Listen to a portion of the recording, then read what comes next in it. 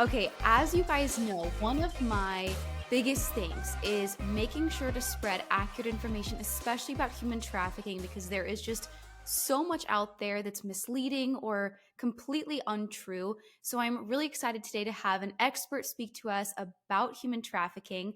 So, welcome, Dr. David. I'm so glad that you're here. Yeah, thank you so much. And whenever I've obviously I've done conferences and stuff where people have said expert on human trafficking, and it's just uh, that term gets thrown out, so many times. So I mean, I'm humbled and I appreciate it. And then it's just, as people hear that, for sure, like Google me, check me out, go look on LinkedIn, like just verify that because I hear that so many times, and then people just kind of go off on tangents, and you're like, "That's an expert? What did we just hear here?" So anyhow, I'm really glad to be here. Thank you. Yeah, of course. And I do appreciate that like you point that out and encourage people go check me out. Like do your background research as you should do on every person because like you said there's so many people that talk about this stuff when in like we've talked about before, it's a lot of times to garner that traction to their accounts and stuff. And I want you to tell me what is like the number one thing you hear about human trafficking that just like grinds your gears that you really want to correct? The number one thing. Yeah, sure. And I won't even do that whole like, "Oh, there's so many things, and I got this and I got that," because I could do that. But I think for me, the thing that just right off the bat gets me is zip ties. When I hear Mm, people say that human trafficking is taking place because of zip ties, it just gets me. And like, I would have said maybe 2 years ago, the thing that gets me the most is where people think it has to be through force, because there's a lot of coercion and there's a lot of fraud that takes place, especially when you look into labor trafficking. mhm. But at this moment, because I am doing so much on social media, it has got to be zip ties. And the biggest thing that I have with that is that I just ask people, just explain to me how that works. And then give me one case where that's happened. Just show me one case where it's like on um, a legitimate site, right? Like it doesn't have to be CNN or like, like just give me give me one article, like out of a newspaper even or something. Show Yeah. me something where somebody actually had a zip tie and it wasn't just an influencer or some random person on social media jumping on who happened to see a zip tie laying on the ground by their car. So then they filmed that, filmed the door handle, filmed their face looking shocked, wrote "Be careful," turn the lights on, turn the lights off, ran to the door and locked it. And it's like, it's so much sensationalism behind the whole zip tie thing. Mhm. And I've seen a lot of people that aren't even necessarily into anti-trafficking work or raising awareness. They're like, I saw a mechanic post one, and it went what I assume is viral. He got like 800,000 views on it, Oh my and he was a God. mechanic saying like, "Hey, I'm fixing this car. Saw this back here, and just really concerned for her. So when she comes back, I'm gonna let her know." And everybody was just like thanking him for saving her life. And I'm Mhm. like, they traffickers are not marking you with zip ties. That is, Yeah. why would they alert you if they were planning on abducting you? Why would they do that? So I could go on for another 2 hours, but I'm going to stop there. So I've made my point. Yeah, no, I that one I've seen so much. And I think they actually specifically have that like on the Polaris Project website. That's like one of the ones where they're Hmm. like, this is not true. And it just really is interesting how many people, like you said, will go to the comments and they're like, thank you so much. Thank you so much. It's like, but wait, where's everybody that knows what's happening here that can point this out? Because even Right. if somebody posts it well intentioned, it's still Yep. misleading information. And then I forget what it's called, but then everybody goes, and because you're more aware of it, then everybody that sees that video is looking for a zip tie where before they may Yep. not have even recognized it. And of course, then they Right. draw that connection with trafficking. It's just bizarre. Right.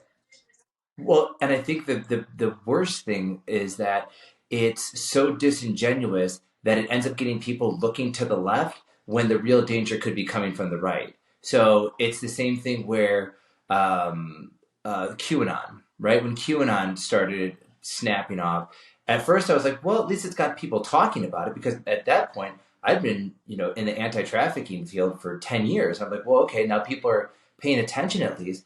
But then it had people checking pizza parlors and basements, doing deep dives on Reddit, and pointing fingers at Wayfair. Like kids were getting shipped in cabinets.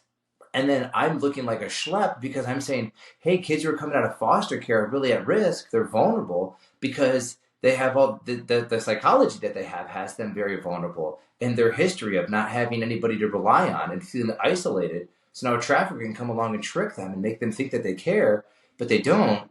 But then within a couple of weeks, they're so connected to that person because they've never been connected to anybody, and they're just like anybody else. They're a human being. They want to be connected. They want to feel a part of something, and so now they attach to this person. And as I'm saying that, people's eyes are glazing over because they want to hear the mechanic talk about how this girl almost got trafficked, but luckily she brought her car in for an oil change, and he rescued her. And it's, I think what it really comes down to is human trafficking is not a crime that happens in an instant, right? It's a crime usually that takes place over a period of time, especially when it comes to grooming. There's this progression that's taking place, and I think it's hard for people to understand that. And it's easier to understand somebody put a zip tie on my car, they're targeting me. Somebody put a napkin on the gas pump handle, it was another one. Or somebody's putting $20 underneath my windshield wiper because when I grab that, I'm not going to be paying attention. I, I would be more suspicious if I saw $20 under my windshield wiper than I would be if I was just getting in my car. I would be way less. So all these things don't really have a lot of rationalization to it, but what they do have to them is they do have that instant that something's taking place, and it's that something that you can kind of a single variable that you can kind of pick out as to, oh, now I'm being targeted, instead of I'm vulnerable because in my past I've had this trauma, or I'm vulnerable because I'm isolated, maybe I'm a kind of a loner, or I spend a lot of time online and I'm a youth and nobody's supervising me. Those things really aren't tantalizing, if that's the right word, for people. I think that they want to see that big case, like the girl at the Mavericks game who she went to the Mavericks game and then she ended up going missing, and she was a 15-year-old girl, I believe.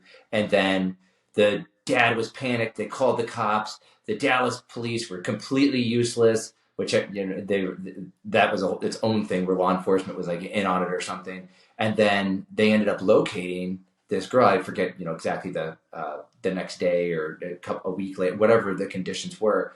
But did that girl know? Like, did she know that guy ahead of time and set up to meet him because she was there, or did he truly kidnap her? And if that was a case, if that and again, I don't remember the specifics of that case, but if he did kidnap her, that doesn't mean that all the cases that we see are then people being abducted. In fact, it's like 16% of people are abducted into human trafficking, at least nationally for the U.S. That's the last time I looked at the numbers. So even if I was off by a little bit, you got maybe 1 in 5 that's taking place. Still significant, but certainly not what we should be building everything around, as far as what you should be afraid of or what you should really be looking for. So anyhow, yeah, When I'm kind of curious when you give like when you're talking about, the cases where people are randomly kidnapped, what does that yeah, look like? Like what is that kidnapping process? Exactly are they being trafficked for? Like, can you kind of give yeah. a little more explanation on that part of it? Because I think people really are terrified of that. Yeah, sure. So I like, and again, I can only speak to the cases that I've seen, right? So like when you say, again, just going back to expert, right? Uh, I consider myself to be well versed in a wide range of human trafficking. So I understand what labor trafficking really looks like, how the visa system lends into labor trafficking. I understand what trafficking looks like in other countries as well, like the kafala system in Dubai. So I wouldn't say that I am an expert. In any one specific form of trafficking. So you can certainly get other information from other sources. But for the cases that I've seen, it's usually going to be a female who's going to be younger. It's almost exclusively going to be for sex trafficking, if that's going to be taking place. For labor trafficking, there's just so many forms of coercion that you can use against people, especially if they are immigrants. Passports, deportation, blackmailing from the labor market. So if I was a female in this country, and especially if I was a teenager female, I think the things that you talk about on your channels, the basic safety things that they can do, which is being mindful when you're alone, being mindful when you're walking out to your car, but also being mindful, being mindful of the environment that you're in, but also be mindful of the people that you're hanging out with, because that's going to you kind of assess the people that you're hanging out with. If you're at a bar, if you're talking to somebody, should you be staying later on at night with that person? Could they be somebody who's looking to coerce you into a situation where they then could abduct you into trafficking? That could be. I think a lot of times, though, even, not that this isn't horrible as well, I think a lot of times when they see like the kidnappings that take place, like there was a video that maybe you saw going on social media where a girl or woman was getting into her car, and as she was getting into her car, three guys kind of coordinated, and they were definitely watching her. They coordinated, like pushed her into the passenger seat, drove her, and then one guy drove away in her car. The other guy was in the back seat with a gun to her head or something like that, and they drove away. And people labeled that as human trafficking. Now, that was a kidnapping for sure, but trafficking has to have a profit motive to it, right? So trafficking has to have an actions, a means, and a purpose. And so I don't mean to like circumvent the question here, because I'm going to circle back to it. It's just a lot of times when people are like, oh, that's trafficking, see, they were abducted. It could be that it was just kidnapping that took place, which is still bad. It could be an abduction. It could be that there's an extortion that's going to be taking place, so that they've taken this person to get money. It could be a sexual assault that's still horrible and horrendous that's taking place.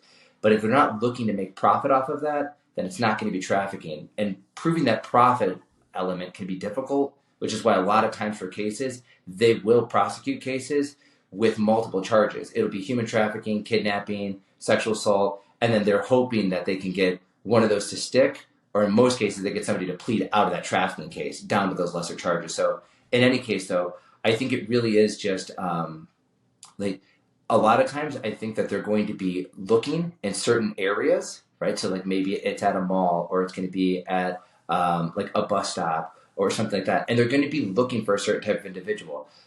I think it's going to be rare that you're going to be getting followed, that somebody's going to follow you for days on end. I think it's more likely I teach criminal justice, and there's a criminal justice theory that's known as routine activities theory, and it's mainly meant to explain predatory crimes, so crimes against persons. And the idea is that if I'm a criminal, I don't randomly select to rob somebody. I rob the person who's sleeping on the train with their headphones on. I take their backpack because they're passed out, rather than trying to steal the backpack from the guy who's 6'5" and works out every single day, right? So same thing with human trafficking. Who is it that I'm going to try to target? Maybe I'll hang out in an area outside of schools, right? So, and I'm trying to stay on the abduction side of this, because if you're grooming, you're again still using routine activities theory. Probably you're deciding where it is that you want to target somebody and how you want to target them and why.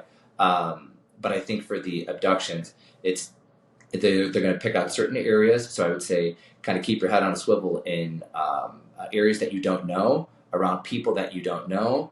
And I think for women, it's almost like, again, I'm not a woman, but from the women that I talk to in my life, they kind of have this heightened sense. And like, that's why it's so great what you do, is to like kind of support them in having that, because you do need to have a heightened sense of awareness. I never even thought about not being able to go for a jog at nighttime, but my wife does. My wife does. She's not going to go for a jog at 10 o'clock at night, but if I'm trying to log miles and, training for a marathon or something, I can go outside whenever I want to, and I'm totally fine with it. And so, again, there's really not any specific situation. I think it's just in situations that you're unaware, or your gut tells you that you're uncomfortable, and not letting social media tell you when that's going to be taking place. So, unfortunately, there is no like cargo van to look out for. There's no like lime green cars. That was another one that went around out there.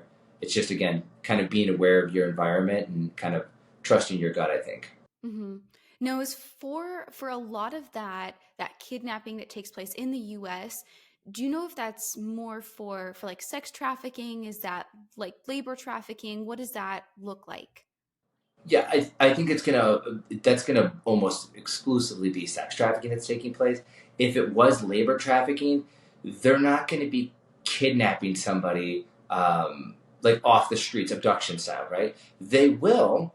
There is a very well documented instances of individuals being smuggled across the border. So yes, they are illegally or undocumented coming across the border, and they are committing a crime when you're smuggling, because you're crossing an international border illegally.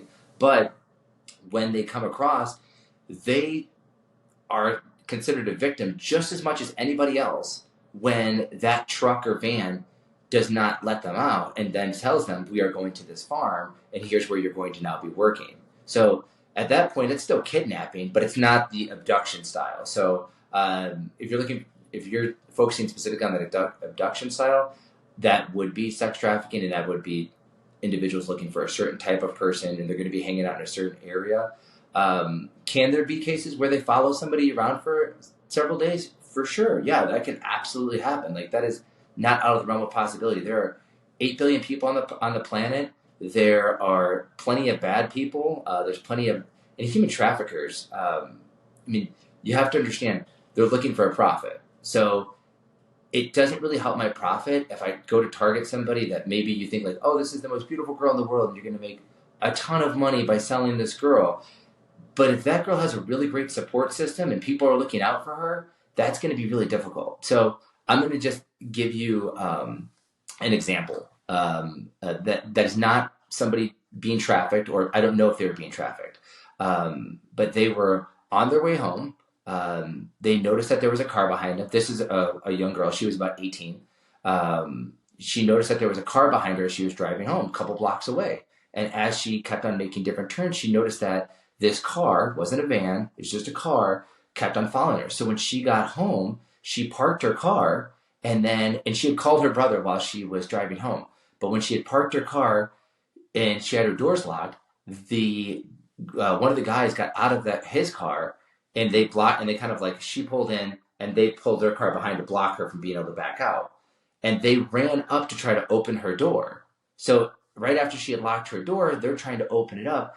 And luckily for her, her brother happened to have a firearm, and he came to the front door and he's like, do we have a problem? And then the guys ended up leaving. Now, this is kind of one of those sensational stories that people are usually looking for. But this is a real story that actually took place. Were they look and the guys ended up leaving. Now, a couple days before that, her mom had noticed that somebody was taking pictures of the house, and it was like kind of some suspicious guys that were taking pictures of the house. And then I think a brother or something like that noticed them on another day too. So could that have been something where there was, people that were going to traffic this girl and they had planned that out? Yeah, that could have been for sure. And that's why I say trust your gut. Like, I'm not saying, oh, most human trafficking happens through coercion and fraud. Don't be concerned about your personal safety. Absolutely, because even if it's not human trafficking, if that's a sexual assault or a kidnapping or something, I mean, those are obviously horrendous things, and those are happening to a much higher degree than human trafficking is. So a lot of this stuff really merges together, and that's kind of the part of human trafficking that I think people don't like when I start talking about it, is that it's a big Venn diagram of all these things. You have sociology, you have psychology, you have the politics of like how it is that the government talks about human trafficking to us and what they make us think that it is. Then you have social media playing into it, and so it can be really confusing. And I just try to clear that up a little bit as best I can. So again, the abduction stuff can happen. It would be mostly sex trafficking. I think if I was a teenage girl or somebody in my early 20s, I would probably be, again, aware of my environment is probably the best way that I could do it. And really do just trust your gut. I wouldn't, use alcohol, illicit drugs around people where I wasn't sure that I had a support system with me. Even like, taking drinks from strangers. There's a really great book called like What's in Your Drink, and it was a lady who documented, she wasn't getting trafficked or anything, but she ended up being assaulted multiple times because a guy actually laced gum with like, I think they used to call it like Spanish fly or something like that, or it was like roofie basically, and he laced the gum with it, and so he'd give this woman a piece of gum, and then she would pass out, and so when you're at like a bar or something like that, can that happen with a drink just as easily? Absolutely. So again, even if it's not trafficking, there's these other things that kind of swirl around in that same atmosphere that I think people should still be aware of. Yeah, absolutely. And what exactly are like the numbers? Like, how big of a problem is human trafficking, and like specifically in the United States too? For sure. Yeah. So, I don't mean to always like preface everything, but I just want to be genuine with people. So the push to quantify everything, to have a number for it, it comes from, if we want people to pay attention to something, we have to be able to measure it, right? Like people do not want to hear human trafficking is a problem. And then like, well, how big of a problem? And then we don't have a number to give them. So I totally get that we need to have that number there. Just be aware that the numbers do range pretty significantly. And we're talking about a hidden population. So if somebody was to say, oh, how many homeless people are or, how many people are homeless? We don't know. It's a hidden population. We have estimates. So human trafficking is, if you want to say even more of a hidden population because people are intentionally hiding them away. But if you look at the numbers across the U.S., if you're putting in labor trafficking along with sex trafficking that's taking place there, I think the numbers that I've seen have ranged anywhere from like 300,000 up to like 600,000. And again, taking it with a grain of salt, what do those numbers really mean? The federal government says that there's 17,500 individuals trafficked into the U.S., but that doesn't count for the domestic side of it. And the domestic side of it, there's going to be just as much, if not more, individuals that are U.S. citizens that are being trafficked, again, for labor sex. So, again, anywhere from 300 to 600,000 are the numbers that I see. If somebody came in and challenged that those numbers were a little bit lower or a little bit higher, I'm not really going to argue with them because I think the numbers in the U.S. are probably the ones that are not really that substantiated. The numbers worldwide are the ones that are kind of a little bit more, people agree that it's somewhere between like 26 million and 50 million individuals, depending on what you're calling human trafficking compared to modern day slavery, which there's a difference that exists there. So, and again, in the US, that number, if we are saying 300,000 even, more of that is going to end up being labor trafficking than it's going to end up being sex trafficking. So true sex trafficking cases are not going to be quite as common as people think that they are. And the ones that are taking place out there, a lot of it's going to be that coercion and fraud. There's a lot of what people call juvenile prostitution, but there is no such thing in the U.S. If you are a juvenile and you are being prostituted, you are 100% a sex trafficking victim, because that's a commercial sex act. And as a youth, if that's taking place, automatically, because of the Trafficking Victims Protection Act of 2000, qualifies that as sex trafficking. So when you're looking at what sex trafficking really looks like in the U.S., a lot of it's going to be vulnerable individuals that are being coerced or frauded into their situations. And then once they get there, they stay what seems like on their own accord. But especially if you're a child, because I think the average age of entry into sex trafficking is 17. So they are targeting younger, and that comes from Polaris's website, which is like one of the largest nonprofits that addresses human trafficking. So they are targeting individuals that they can intentionally, lead astray, and they can convince them that, yes, you want to be involved in this prostitution because if you do it, I'm your daddy, I'm your boyfriend, I'm going to take care of you. You need me. And there's something known as trauma bonding, which I only understand trauma bonding a limited amount. I encourage people to look it up on their own because it really answers a lot of questions of how is that sex trafficking? Because when I tell you that there's 300,000 people that are, being trafficked and, let's say even 30,000 are being sex trafficked. You're like, well, how are they being sex trafficked if they're walking up and down the street? That's not sex trafficking. Or if they're willingly sitting in an apartment waiting for somebody to come over.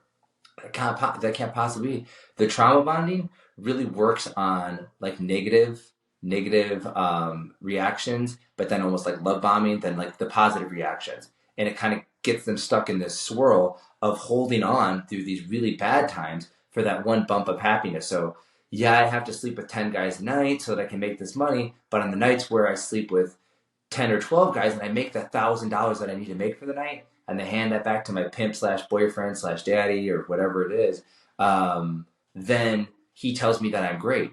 And the rest of the world doesn't care about me. And I grew up in foster care and I had to run away because maybe I was being assaulted while I was in foster care. Or maybe I grew in a house where,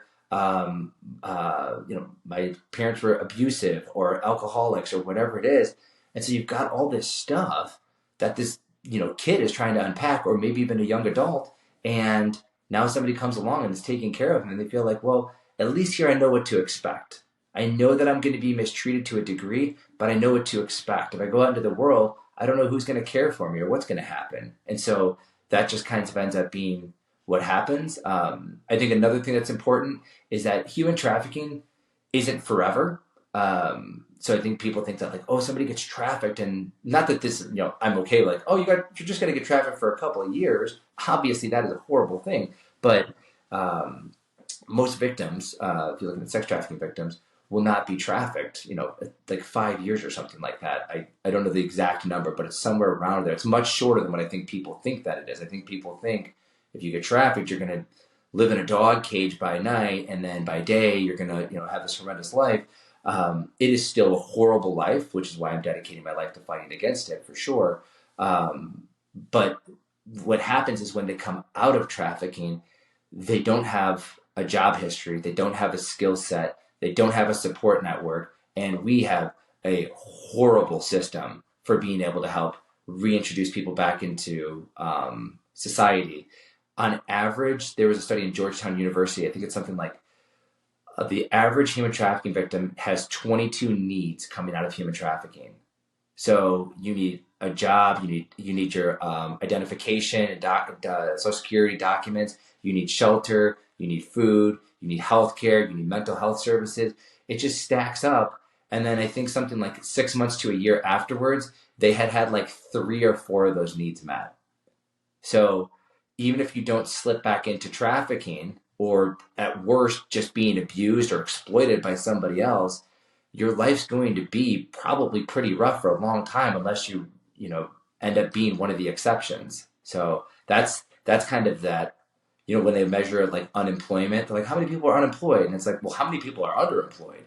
And so that kind of lends into that too. It's like maybe there's only so many 300, 600,000 trafficking victims, but how many people are recovering survivors and dealing with all that trauma? And I feel like I've been talking forever, but I'll just throw this last thing in there. Trafficking victims suffer from PTSD at the same rate as soldiers returning from war. So, yeah, I mean, it's really asking, any individual, but especially when it's happening with kids or young adults that don't have support systems, it's asking a lot of them to come out of that and be quote unquote normal, or get with the times. I mean, this economy sucks. It's hard out here.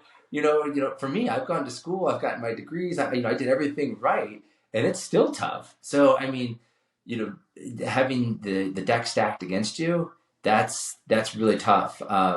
And just one last thing, when I say the deck stacked against you, I hope people can appreciate what that really means. So there's something known in social sciences as cumulative stacking, and that's when you stack up different factors, right? So what's the risk factor that somebody's going to, for example, become a gang member, right? So, and this is something that I taught in my classes. So what's the risk factor that somebody's going to be a gang member? Well, are they growing up in a single parent household?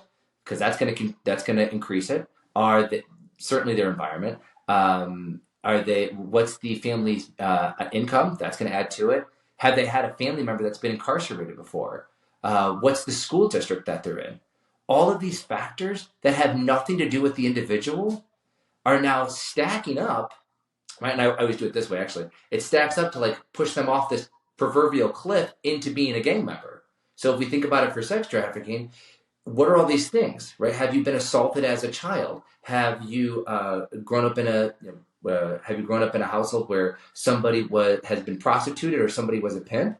Did you grow up in a house where there was physical violence, where there was alcoholism? And so cumulative stacking ends up having a multiplier effect. It's not like I give you 1, 2, 3. So maybe you're X times likely to get involved in sex trafficking here, but when I give you 3, it multiplies it. So now you've got 9 times the chance, right? So it's not an adding, it's a multiplying effect. So when somebody has one risk factor, maybe there's something there, but just by having 4 or 7 risk factors, it makes them maybe 15 to 20 times more likely to slip into that. And all it takes, because you're so close to the cliff, is one mistake. So that one mistake might be that you're lonely, depressed, parents are divorced, so you spend all your time online, and now your mistake that has you falling off into this is you responded online to somebody, who said that, that while you were playing Roblox, or that you were an Omegle, and they told you that you were beautiful and that somebody should treat you great. And so you kept on doing that. So anyhow, I felt like I went quite the rant there. No, it's funny because as you were talking, I'm like, oh, I have a question. And then you would answer it, and I'm like, perfect. Because I think that so often when we hear sex trafficking, we immediately jump to movies like Taken, and that's what we Oh, see it as. And I think that's what's really terrifying. And also to your point earlier, it's also it's terrifying, but it's also alleviating, I think, to think about, okay, I can control XYZ environment. If there's a zip tie on my car, if there's a marking on my car, because then I have more control over that, it feels like. But in reality, like you're explaining, it's this long grooming process. Where are traffickers finding their victims? I know you mentioned kind of like, different gaming systems. Where else are they sure. looking, and what do these traffickers look like? Yeah. So those are great questions. First, I'll just say traffickers look like everybody. Traffickers can be family members, they can be boyfriends, husbands, they can be acquaintances, they can be strangers, but typically, I think the last time that I checked the numbers was something like 65%, somewhere around there, of traffickers. It was familial trafficking, which means that they were familiar to that person. They knew that person ahead of time. It wasn't that they had never met them before. And so when you look at that, you can't really say who it is, even for the purchasers, because if there wasn't a demand for this, right, it wouldn't be there. For labor trafficking, it gets a little bit like, what's the demand for labor trafficking? Essentially, nobody likes this. We're all the reason why that there's a demand for labor trafficking. Like, unless we're just 100% vetting out that we're not getting any, there was no slavery within the supply lines for our stuff. We are demanding that when we're asking for cheaper goods, right? What degree do we have control over those supply lines, and how much money do we have? And right, our hands are kind of tied, and it really, the onus is on the government for that. So I don't like to try to shame somebody into, you don't care about labor trafficking, because even myself, trying to buy fair trade products is just like ridiculously expensive. And I have tried, and it's just, I'm not in that income bracket, I guess, where I can do all my stuff fair trade.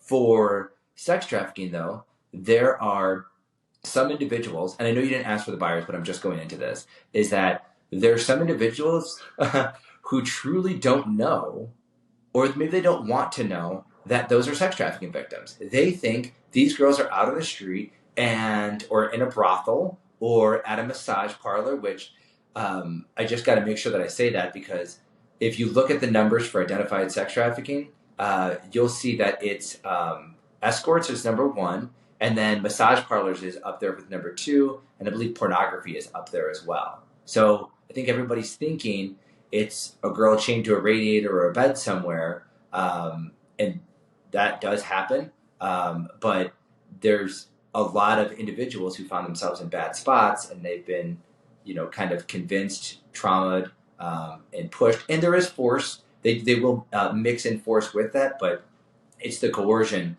that really ends up keeping them in place. So, again, traffickers can look like anybody. Purchasers of sex with sex trafficker, or with sex trafficking victims, can look like anybody as well. There was a group that did an investigation on this, and they found it was a Navy captain was one of the purchasers. It was like a construction worker. It was almost like the Village People. It was like one of every five people from like these different obscure things. It can be anybody. So there's nobody to look out for. So please don't look out for white, black, heavy set, old white guys. Like, don't. There's not going to be that type of thing. And because there's different type of traffickers. Some traffickers use the Romeo approach. They become your boyfriend. They become your protector. There's other traffickers that will use what they call it a gorilla pimp, right? And they kind of like force you into it. And so there's going to be different tactics that can be used there as well. So again, it's going to be all sorts of different looking individuals. Where is it that they're looking for these individuals? I can't stress enough how much they are turning to online, especially when COVID happened. it went up so much. And with that, also sextortion went up, right? So sextortion, because individuals were online, so there was, especially because everybody was on lockdown, so there was more opportunity to talk to somebody and say, hey, well, if you, if you show me yours, I'll show you mine. And there'd be, and this ends up happening to boys a lot on video game systems, right? So like Minecraft, Fortnite, Roblox, there'll be boys that are playing these video games, and girls play it too, but there'll be, grown men in other countries in some cases that are targeting these kids, and they convince them to, expose themselves, thinking that they're talking to like a girl who's like the same age, and then only to find out that now they have to give this person, $20 a day through the system, or else they're going to expose them to all their friends and family or something like that. And the reason why I mention that is because it's just all online crime ticked up, because online presence ticked up. And when you get something like sextortion that happens, that makes somebody more vulnerable, because now they're going to be isolated more. They're going to have this shame. They're going to regress away. A big thing that traffickers will look for is some sort of pain or trauma that's happened in your life. That's why you see a really big correlation with individuals who are sex trafficking victims have a high rate of being assaulted when they were youth.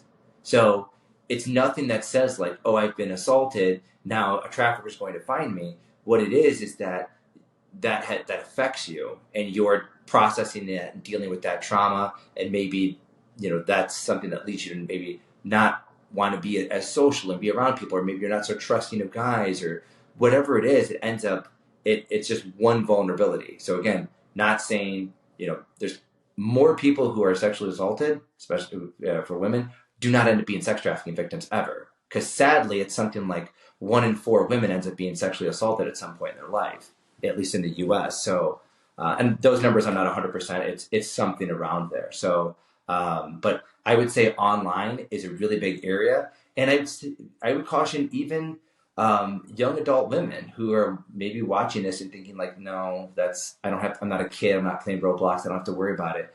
But you jump on WhatsApp, or you get on Omegle, or you're going on, somebody says something nice to you while you're on Insta or whatever it is.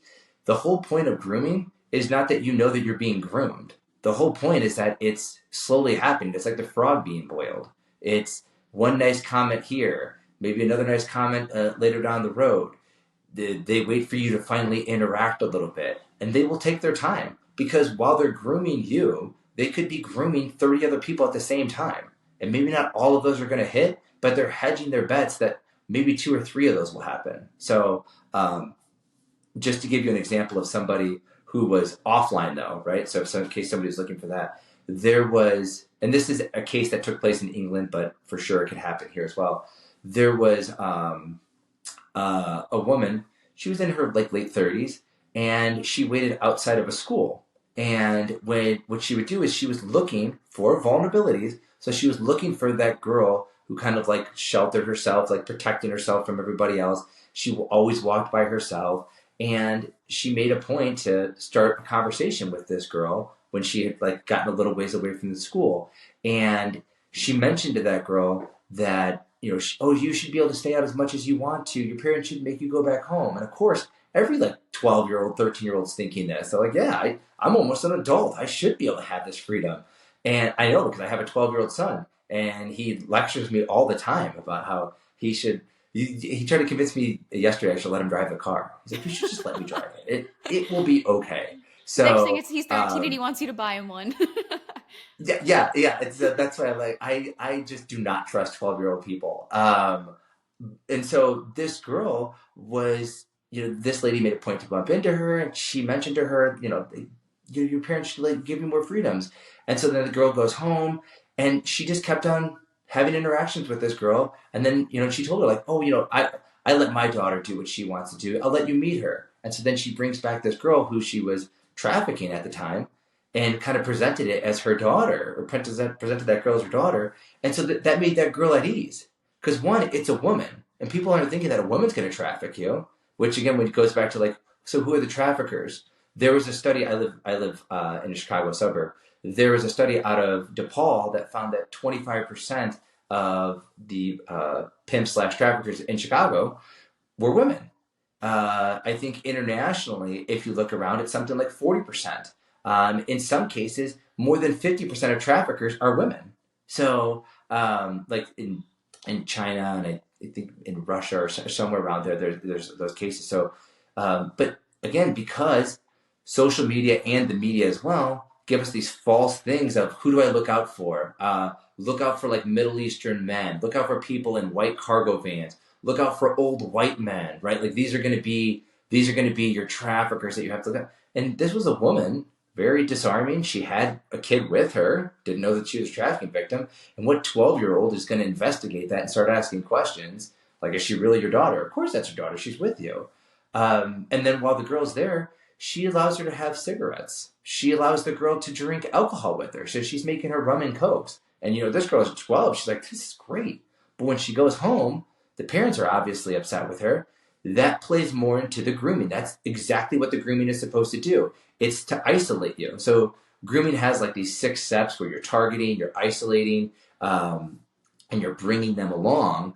And so now that you've got this person isolated, because now the parents are getting mad, she's missing school, and finally gets to the point where they're so upset that she keeps, sneaking out. This woman tells her, you might as well just stay here because they're going to be so mad by the time you go back, it's not going to be worth it. And in her, 12, 13-year-old head, she's convinced. And then over time, there's guys at the apartment that creep her out. They're way older than her. But then eventually, over time, it ends up being a thing that the first time that she is assaulted, she ends up, she's obviously mortified and she's so upset. But all she can do is walk back out there because now she feels shame. And this is like one of the saddest things about, I keep saying assault, it's rape. But I'm used to being on TikTok where you can't say half the words. So, but this 13-year-old girl had just been raped, which is traumatic for anybody. And she thinks in her head, oh my God, if I go back home and tell my parents, they're going to be so mad at me. If I go and tell the police, they won't believe me. So when people are like, well, why wouldn't you run away then if you're really a trafficking victim? She can't run. Where's she going to go to? She's 13 and in her head, she's convinced that this lady who's been nice to her for several weeks, which for her is good enough, that might as well have been a lifetime. She made her feel like an adult. What else can she do? And so then when the next time when it happens, she's grossed out by it. She's obviously uncomfortable, but she willingly goes into the room. And so if anybody's interested in this is actually from a book called Snatched. It's on Audible, it's on Amazon, and it is a great book to really understand the grooming process because she goes into so much detail about how that just progressively happens.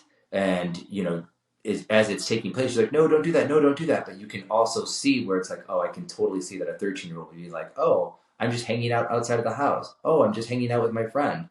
And so, again, just traffickers, it can be men, it can be women. They can look like anybody. Can they be friends? Can they be family? Yeah, absolutely they can be. What will they be looking for to try to traffic somebody? They'll be looking for vulnerabilities, and that includes substance abuse. So if they can get you addicted to a hard drug or you're already addicted to a hard drug, you're going to do things to keep on getting that drug because you're having actual physical reactions to not having that drug. And you're going to be willing to do some things that other people might not be willing to do. So that's actually a tactic that some traffickers will use is they will intentionally get you hooked on a substance so that way that you will willingly go along with whatever it is that they want you to do. So, yeah. So I think I addressed the question. I don't know. I talked Yeah. long enough that I must have. No, and I mean, while you're explaining that story, I'm just kind of thinking like, because I'm picturing when you say house, like I'm picturing like a normal house. Can these Yeah. things just be happening like at your neighbor's house next door? Like what areas of the U.S., the world, like are these things happening in?